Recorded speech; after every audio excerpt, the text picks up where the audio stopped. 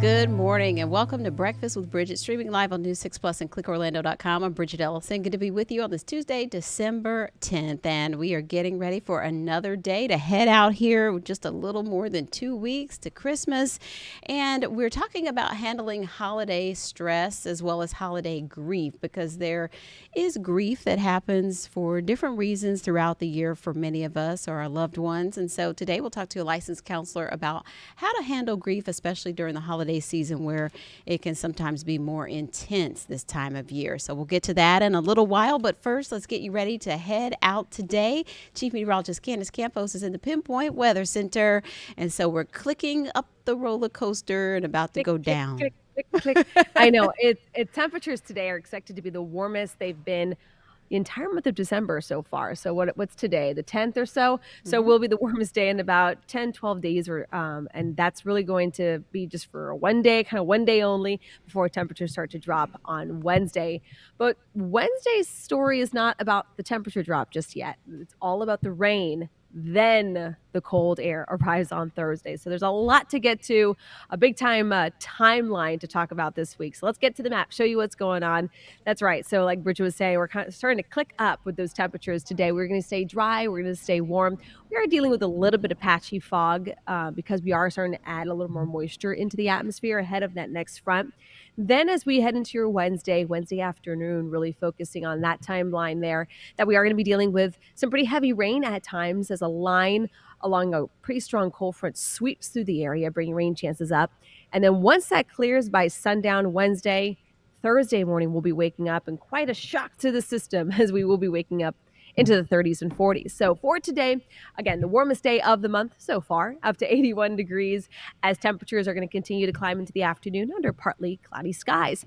Now, tomorrow, we are designating it an inconvenient weather day. And what that basically means is the weather is not going to be threatening, so it's not a weather alert day, but it's certainly going to kind of impact your usual day-to-day for this time of the year.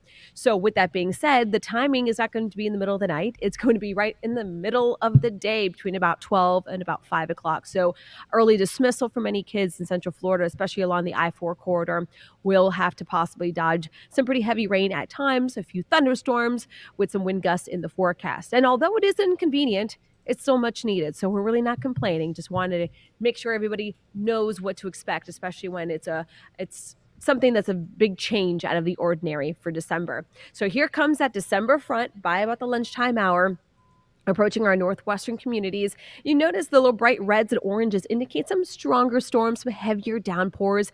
And then by 2 o'clock, those pesky storms and rain bands will start to approach the I-4 corridor around that early dismissal time. So if you're going to be in the carpool lane or walking to pick up the kids from school, or the kids are heading home, that at that point in time, just do be aware that they either will have to hold at school for a little bit, or making sure that you're packing their rain gear, because there will be that potential for a few lightning strikes out there.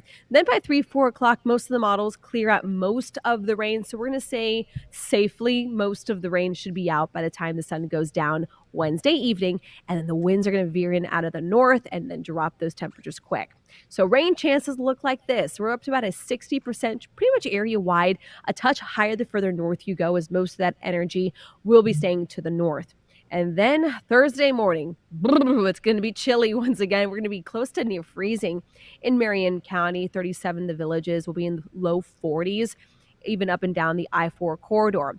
But there's also going to be a bit of a breeze still in place because that front has just cleared. When you factor in the wind, we're going to have a little bit of a wind chill there. It will be feeling like near to below freezing in our northwestern zones, I-4 zones through Orlando, Kissimmee, Sanford, Daytona Beach, up through Palm Coast will be feeling like the 30s. So it will be one of those not super nice chilly starts to the morning on Thursday. It certainly will be a brisk one. And then as we head into the afternoon, temperatures are going to struggle to reach those low 60s. And then the 60s are going to be done with. We'll be rebounding back to near to now above average just in time for your weekend. Still looking nice, still looking comfortable. And then looking like more than 10 days out, it looks like we might actually stay pretty steady near normal for most of next week. And as of now, watching a cold front that could be coming in a few days ahead of Christmas. But the big question, Bridget, will be, will that cold air stick around for the holiday on the 25th? we'll have to wait and see, kind of iron out those details. But we're not looking at record heat in the forecast, at least throughout the next 10 to 15 days. That's good news. Oh, nice. Well, I will get the umbrella ready. It's in the Yes. trunk, and that's not working. That doesn't help. Well, right. Yeah. Which always happens to me where I'm like, oh, I left it in the trunk.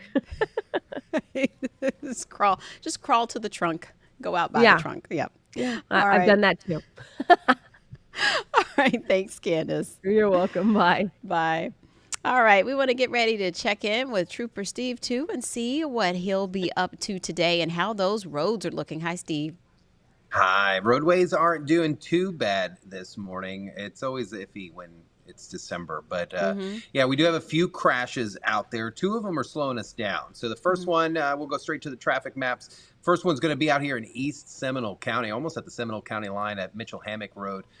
Right there at Lockwood Boulevard. This is going to be southbound at that intersection. This is close to UCF, so you got to be careful out there as you're traveling this morning. The crash does have injuries and roadblock and is slowing us down probably about a quarter mile as you approach that area. But our attractions and southern portions of Central Florida very busy this morning.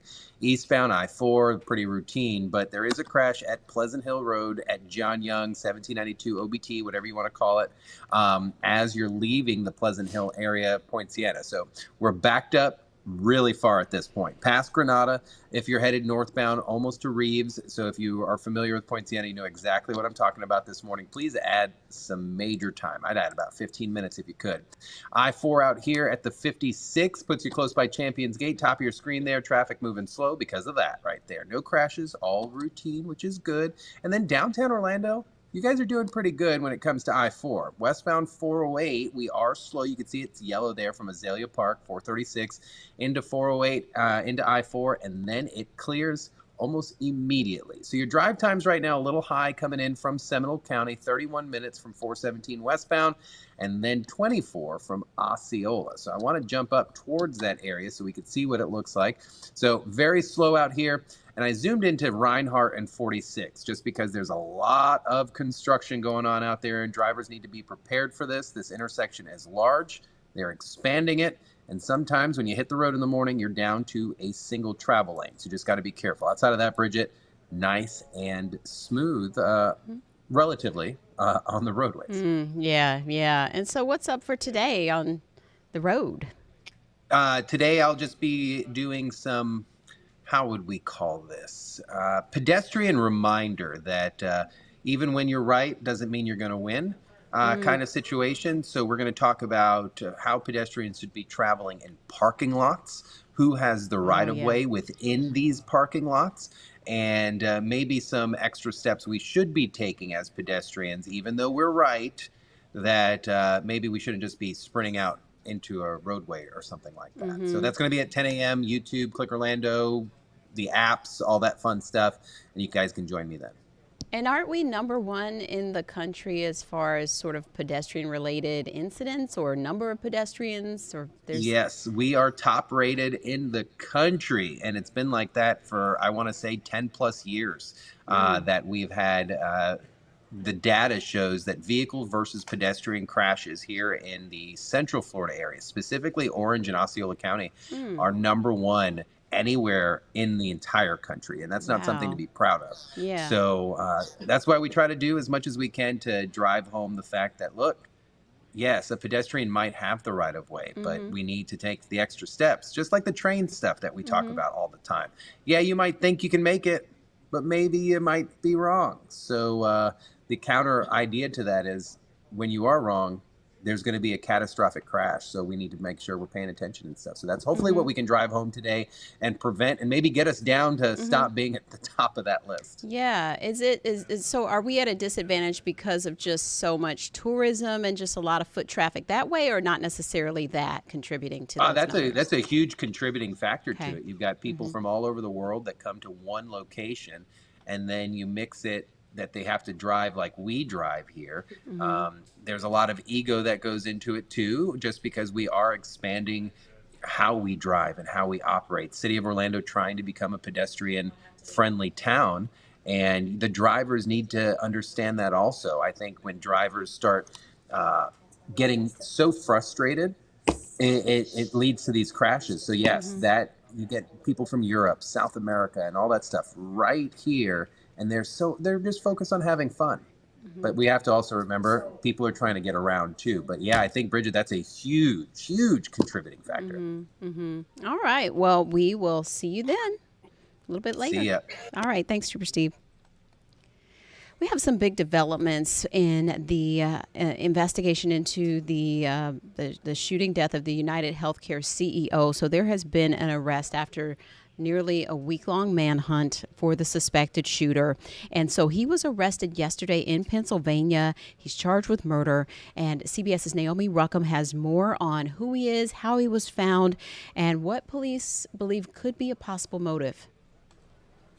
This morning, Luigi Mangione is behind bars. The 26-year-old was arraigned and later charged with second-degree murder yesterday in the shooting death of United Healthcare CEO Brian Thompson. Justice will be delivered in this case. Pennsylvania police were called to the scene after the Maryland native was spotted by an employee at a McDonald's in Altoona around 9:15 a.m. yesterday. Investigators say they approached him and asked if he had recently been to New York. He became visibly nervous, kind of shaking at that question. Police say he was carrying a fake New Jersey ID that matched the one allegedly used to check into a New York hostel last week. Authorities say they later recovered Mangione's passport with his real name, along with a gun, suppressor, and clothing that they believe are consistent with those used in the shooting, and a 3-page handwritten document expressing ill will toward corporate America. He's a coward, not a hero.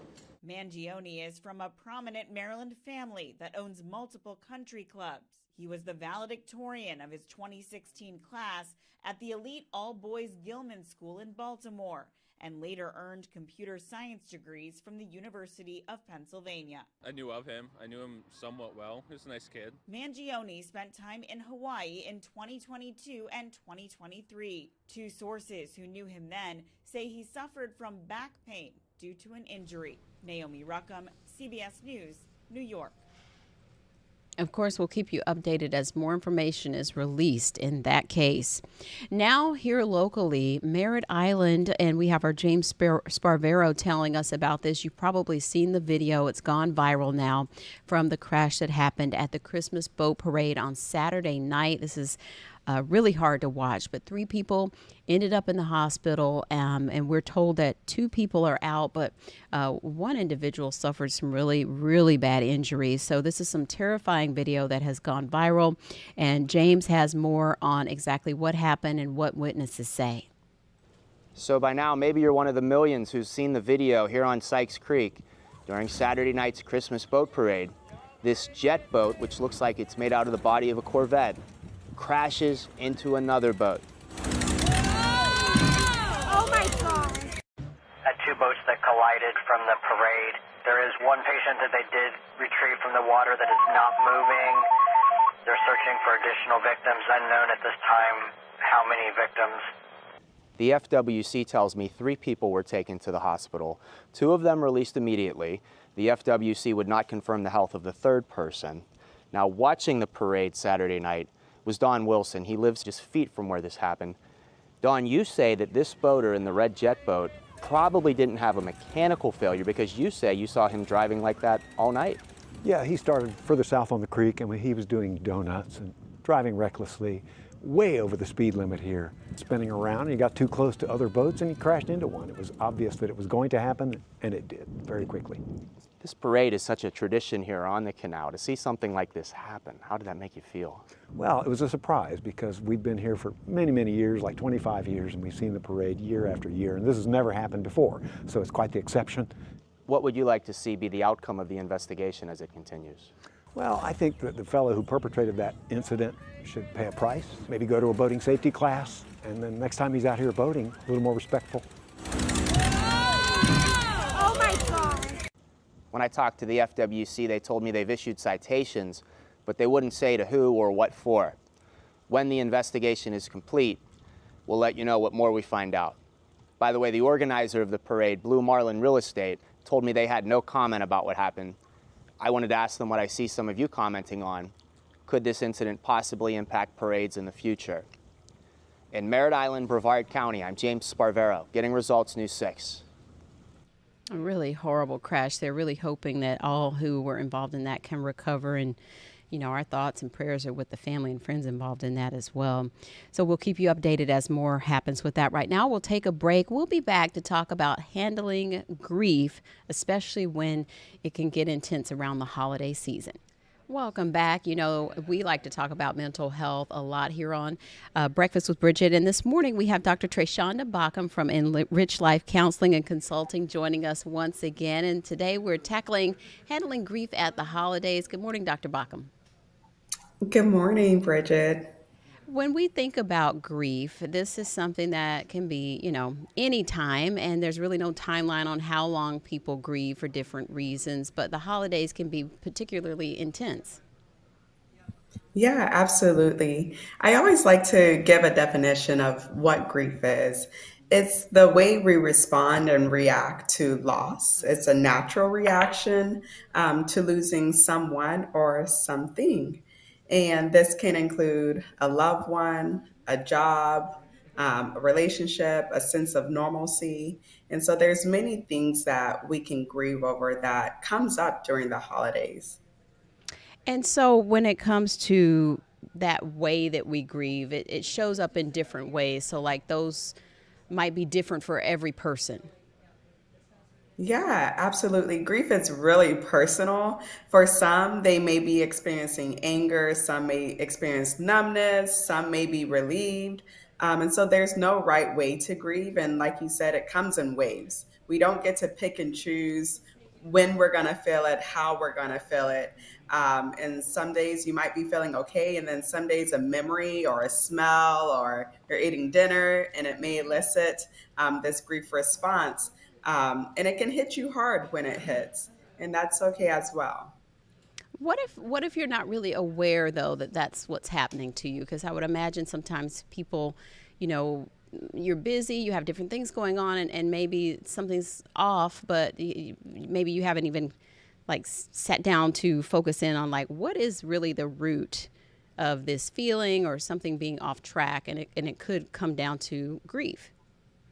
Yeah, absolutely. So sometimes, just like you mentioned, you may not be aware of, hey, this is grief. You may just be feeling feelings such as sadness, frustration, confusion, guilt, sometimes even physical exhaustion. And so sometimes that's the place to start, is just to acknowledge your feelings and what you're feeling in that moment. And once you have time, you can reflect on what's happening before. Have I felt this way before? Is this the first day? So that you can start to process through the why that is happening and start to build those associations. Mm-hmm. And around the holidays, it intensifies sometimes. Yeah, I think sometimes it could be a little hard to have expectations that I should be feeling joy and cheerful Mm-hmm. during the whole month of December, during every second, but that's not realistic. Sometimes we can be overwhelmed. So sometimes just, setting realistic expectations for yourself. It's okay if you don't feel joy and cheer 24/7. You don't have to do it all. You can simplify your plans and focus on things that have meaning for you. Mm-hmm. I know you and I were talking about some of the Christmas events, and the Christmas events you want to go to, the things that the kids want to do, and so then there's all the other family things that are happening, and a lot of times there's this element of, maybe like you said, you're still dealing with a loss that's kind of in the background, but it's still there. So how do we give ourselves some grace, or get ourselves in a position to try to feel better? Yeah. So one way is that even through that loss, there's still ways that we can find to incorporate our loved ones or that loss of something. And that could be, if it's a loss of a loved one, like lighting a candle, preparing their favorite dish for the holidays, or sharing memories as a family. Sometimes when we are feeling such heavy grief and sadness or frustration, it can be easy to pull away from others. And we want to do the opposite during this time. We want to connect with others. And this could be friends, family, a support group, so that you can talk about your feelings, what you're going through, and they could provide comfort and understanding. And what about embracing things looking different, maybe when you've been used to different family traditions and maybe there have been things that have changed, like you said, loss of loved ones or relationships, and so, or maybe moving and having to change jobs and things like that? How can you sort of grieve through the process of the change, but also like embrace something new or finding a new way? Yeah, so I always like to think of it as about learning how to adjust, right? Grief isn't about getting over it or trying to minimize what you're feeling or going through. It's about learning to live with that loss and finding ways to carry it with you as life continues to move forward. And so sometimes if we set the expectation that, in 2 weeks we should just be over feeling this way or over this situation, then we're already going to come in with this heavy sense of guilt and frustration. But if we can go in knowing that, hey, I may feel this way in these moments and I can still do these things. So you don't have to pick or choose one. You're just learning new ways to carry it with you as life continues. And so how can we, reach out to the right persons to talk about it, to help us through that? Because maybe it's something that you don't want to share with everyone if you are grieving over certain things, or it might be personal to you. Yeah. So sometimes, grief can be complex. And so sometimes if our friend or the tools that we're utilizing on ourselves that we know of aren't helping, I definitely recommend seeking professional support. That way you could be provided with tools and help to properly process through things, because our body can process naturally, but sometimes not the most healthy way.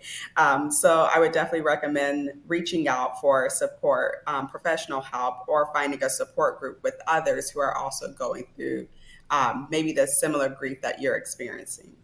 And how can we connect with your team?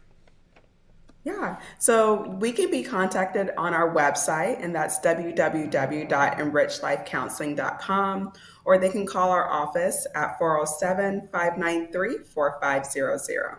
All right. Well, Dr. Bacham, good to see you as always. Happy holidays. Thank you. Happy holidays to you. Take care. Bye. Bye.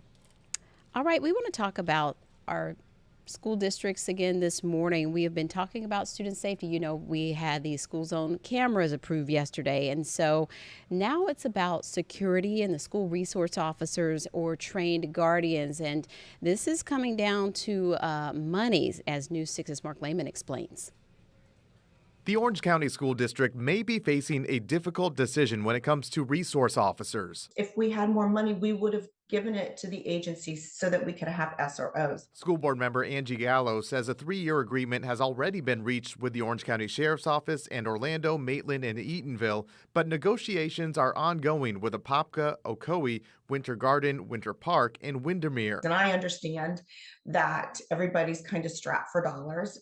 I understand that, but we have several others that were able to make it work. If an agreement isn't reached, the district may be forced to turn to trained guardians who are limited in their ability to intervene if a fight breaks out. 30 schools would be impacted if there's a change. News 6 emailed all 5 cities. Several said they're hoping to come to an agreement with OCPS, but they also need to be fairly compensated. The district, meanwhile, says their proposed rate of $72,000 is a 20% increase from their previous contract. It's better for our students and for our communities to have school resource officers on every campus. Now to something fun. We've been covering the Disney Treasure, their newest ship that pulled into Port Canaveral for the first time a couple weeks ago. It is setting sail on its maiden voyage just before Christmas on the 21st. But guess what? My co-anchor and News 6 insider, Crystal Moyer, takes you onto the Disney Treasure to see what you can expect if you get to set sail. Yes, this is day 2 on the Disney Treasure, and yesterday, I want to say the theme was sweets and sweets. Take a look. We are at Jumbo Sweets, and I know if you're familiar with Zootopia, we've got our friends here, of course, if you want to grab a sweet treat while you're on the ship. Chef Greg, tell me a little bit about Jumbo Sweets. How many sweets do we have here? Of course, we actually have 16 flavors of ice creams, including plant-based ice cream, sorbets, and sugar-free ice creams. So obviously part of the movie you saw the blueberry pie, so we have to actually do a blueberry tart, have fresh blueberries, obviously Judy Hobbs, you have the carrot cake, then you have Nick Wiley with the fox. We have the pork shortbread cookie instead of something different to an ice cream bowl. If you want to live like royalty, I wanted to give you an insider look at some of the suites here. This is the Royal Suite on the Treasure. It sleeps 6. It's got a dining room and a full-size refrigerator, and the bathroom spa-like. I mean, look at this. But I know what you're thinking. With all these windows, what if we're at port and I'm taking a bath, people can see in? Just a push of the button, privacy. Now that's living like a royal. I also got to check out the Tomorrow Tower Suite inside one of the ship's funnels, which is quite spectacular and an engineering feat for sure. Very futuristic design, but all inspired by Epcot. With colorful metal accents and Walt Disney's original Epcot City model displayed on the walls, this 2-story suite sleeps 8. There's still so much more to explore here on the Disney Treasure, and I've got it all covered all week from the Disney Treasure. Crystal Moyer, Getting Results News 6. Ooh, I wish I could have been with Crystal. I could run the camera or something. I want to be on that ship. All right, we'll keep updating you as she gives us more installments from the Treasure. Looking forward to that. It looks so nice. And we want to, let's see here, Kathleen, you said we want to go ahead and head out. We had something funny to tell you about, but go to clickorlando.com to read more about the monkey in Orange City. Just trust me, just read up on that at Click Orlando. But that's going to do it for us. We'll see you at noon. Have a great day.